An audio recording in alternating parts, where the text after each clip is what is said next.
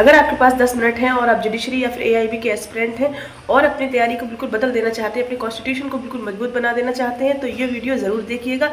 इसमें कॉन्स्टिट्यूशन से सबसे जो मोस्ट इंपॉर्टेंट आर्टिकल्स हैं उनके बारे में बता रही हूँ मैं आपको। तो जो आर्टिकल 12 है उसके बारे में बात करेंगे। आर्टिकल 12 स्टेट की परिभाषा के बारे में बात करता है। आर्टिकल 13 बताता है कि कानून जो अगर असंवैधानिक कोई भी कानून अगर बनाया जाता है और वो असंवैधानिक होता है तो क्या होगा, वो वॉइड घोषित हो जाएगा कानून। जो आर्टिकल 14 है वो समानता के बारे में बात करता है। आर्टिकल 15 भेदभाव निषेध बनाता है। आर्टिकल 16 सरकारी नौकरी में समान अवसर की बात करता है। आर्टिकल 17 अस्पृश्यता समाप्त करता है।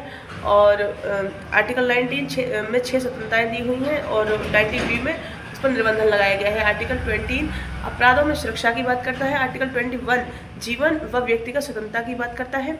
आर्टिकल 21A शिक्षा का अधिकार बताता है। ये 86वें संविधान संशोधन में हुआ था। और आर्टिकल 22 गिरफ्तारी से सुरक्षा दिलाता है। आर्टिकल 23 मानव तस्करी का निषेध करता है। आर्टिकल 24 बाल श्रम निषेध बताता है। और आर्टिकल 25 से 28 में धार्मिक स्वतंत्रताएं दी हुई हैं। आर्टिकल 29 से 30 अल्पसंख्यक के अधिकार दिए गए हैं। आर्टिकल 32 सुप्रीम कोर्ट में रिट दायर करने का अधिकार देता है। इसी को संविधान की आत्मा भी कहा जाता है। ठीक है, अब बात करेंगे डायरेक्टिव प्रिंसिपल्स की यानी कि डीपीएसपी की, जो कि आर्टिकल 36 से 38 में दिए हुए सामाजिक व्यवस्था का निर्माण करते हैं। आर्टिकल 36 से 38 में क्या है, सामाजिक व्यवस्था का निर्माण बताता है। आर्टिकल 39 इक्वल पे और चिल्ड्रन प्रोटेक्शन की बात करता है। Article 39A free legal aid की बात करता है। और आर्टिकल 40 पंचायत राज की बात करता है। आर्टिकल 41 से 43 रोजगार, शिक्षा और विश्राम की बात करता है। आर्टिकल 44 यूनिफॉर्म सिविल कोड, जो कि आजकल बहुत ज़्यादा चर्चाओं में है, डिबेट वगैरह में अक्सर पूछा जाता है। तो यूनिफॉर्म सिविल कोड जो है मोस्ट इंपॉर्टेंट आर्टिकल है, आर्टिकल 44। ठीक है, uniform civil code UCC. Article 45 है अर्ली चाइल्डहुड केयर, ठीक है, की बात करेगा। और आर्टिकल 47 पब्लिक हेल्थ की बात करता है। आर्टिकल 48A पर्यावरण संरक्षण की बात करता है।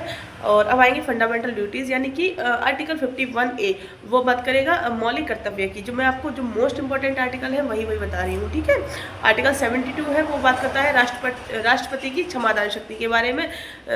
ठीक है, आर्टिकल राष्ट्रपति की जो क्षमादान की शक्ति है उसकी बात करेगा। आर्टिकल 74 है मंत्रिपरिषद का सलाह देने जो अनिवार्य है उसकी बात करेगा। आर्टिकल 75 में पीएम की नियुक्ति दी गई है। आर्टिकल 79 से 88 तक में संसद की संरचना के बारे में बताया गया है। आर्टिकल 102 में सांसदों की अयोग्यता के बारे में बात की गई है। आर्टिकल 123 में राष्ट्रपति का अध्यादेश जारी किया गया है। और आर्टिकल 153 से 167 में राज्य की कार्यपालिका के बारे में बात की गई है। आर्टिकल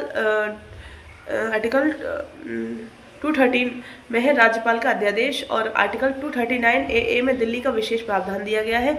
आर्टिकल 124 में सुप्रीम कोर्ट की स्थापना बताई गई है। आर्टिकल 130 में सुप्रीम कोर्ट की सीट बताई गई है। आर्टिकल 136 में स्पेशल लीव पिटीशन की बात की गई है यानी कि एसएलपी की। आर्टिकल 141 में जो सुप्रीम कोर्ट के जज हैं उन सुप्रीम कोर्ट जजमेंट्स बाइंडिंग दी गई है। आर्टिकल 142 में कंप्लीट जस्टिस की बात की गई है। आर्टिकल 226 में हाई कोर्ट में रिट दायर कर सकते हैं। ठीक है, आर्टिकल 227 में हाई कोर्ट का सुपरिटेंडेंट की है।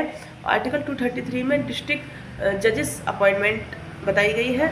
और अब बात करेंगे इमरजेंसी प्रोविजंस की, ये भी बहुत ज़्यादा इंपॉर्टेंट है, अक्सर आते रहते हैं। ठीक है, तो आर्टिकल 352 है राष्ट्रीय आपातकाल की बात करता है। आर्टिकल 356 है राष्ट्रपति शासन की बात करता है। आर्टिकल 316 वित्तीय आपातकाल की बात करता है। और अब है आर्टिकल 300A है संपत्ति के अधिकार के बारे में बताता है यानी लीगल राइट्स के बारे में बताता है। और आर्टिकल 368 जो है संविधान संशोधन की बात करता है। और आर्टिकल 370 जो कि अब निरस्त कर दिया गया है वो जम्मू कश्मीर के विशेष प्रावधान के बारे में बात करता था। और बस इतने मोस्ट इंपॉर्टेंट जो है आर्टिकल है, इनको आप प्लीज़ ज़रूर से पढ़ के जाइएगा, 2-3 बार इनका रिवीजन ज़रूर कर लीजिएगा। और AIB एस्पिरेंट के लिए ऑल द बेस्ट मेरी तरफ से।